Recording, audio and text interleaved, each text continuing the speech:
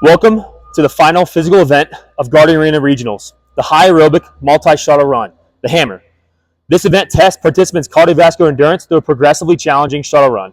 This guide will outline the execution standards for both participants and graders to ensure consistency and fairness across all locations. The objective is to complete as many 20-meter shuttle runs as possible, following the standards outlined in DAF Manual 36-2905. For equipment, all you need is a flat ground and a designated HAMR course, or a measuring tape to mark a 20-meter course, and then the beat test recording, which we'll have attached to the instructions. And then finally, the elevation adjustment chart from DAF Manual 36-2905 and the HAMR score sheet to keep count as a grader. For execution standards, for our setup, measure and mark that 20-meter course with the start line and a turnaround line 20 meters away, and ensure that the area is free of debris and obstacles. Prepare the beat test recording and ensure it is audible for all participants, easy to hear. For our starting position, all participants must start behind the starting line, the first line. Graders will start the stopwatch and then prepare the beat test recording for execution. For HAMR instructions coming from the DAF manual, the 20-meter HAMR is used to measure cardiorespiratory fitness. Prior to beginning the 20-meter HAMR, you may complete up to a 3-minute warm-up. You will run between two lines 20 meters apart at a progressively faster pace to the tempo of a recorded beat. You will start behind the first line and begin jogging to the opposite line when instructed by the recording. You will leave the line when you hear the beep and should arrive at the opposite line just before the next beep. You must touch the line with one foot before the beep sounds. If you get to the line early, do not begin running back before the beep sounds. Failure to reach the line before the beep or leaving the line too early will result in a warning. 3 consecutive warnings will result in the termination of the assessment.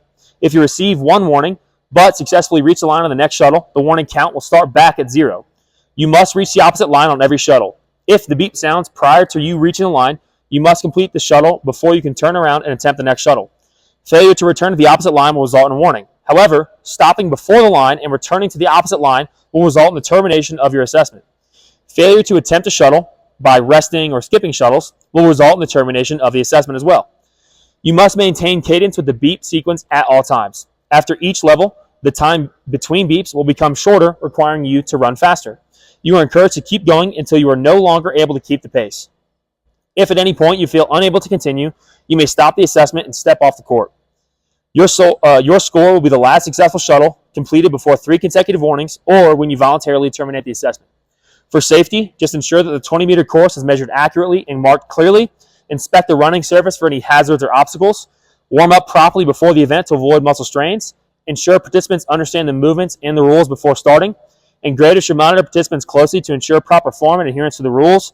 And the participants should listen to their bodies and stop if they feel any discomfort or pain. The scoring instructions are attached to the concept of operations, and the elevation altitude adjustment chart is attached in the DAF manual. If you have any questions, please reach out. Okay, so we're going to demonstrate what level 1-1, 1-2, and 1-3 looks like at the start of the event. So I'll play this audio recording so you can hear it. You can hear this on the phone. 5, 4, 3, 2, 1. He hears the beep and then takes off on the line. So that's level 1-1. He jogs all the way to the other side, puts his hand on one foot, and then 2, 1. Leaves as soon as that beep sounds for level 1.2. He comes down all the way to the line, touches it with a foot, waits for that third beep, 2, 1. And then he leaves when that beep sounds. Okay, now we're going to demonstrate level 8 and show what it looks like to terminate the assessment. So we're going to start off at level 8.1. Level 8-1. He takes off the other side for 8-1. He's going to successfully complete 8-1. Level 8-2. He'll successfully complete level 8.2. He gets foot touch the line before the line. He's going to fail level 8.3. So you can see his foot will not touch that line before the beep sounds. Level 8. He missed it. 4. So he's going to miss 8.4 as well. So that'd be 2 consecutive strikes. So he'll miss this. Level 8. There's the beep. 5. And then now he sprints, hits level 8.5, hits it before the beep. Level so he hit it. 6. Level 8.5 would then count, but he walked off, and that terminates the assessment. Level 8. So that's one example of what it looks like to finish the assessment. Again, please reach out to us with any questions. Thanks.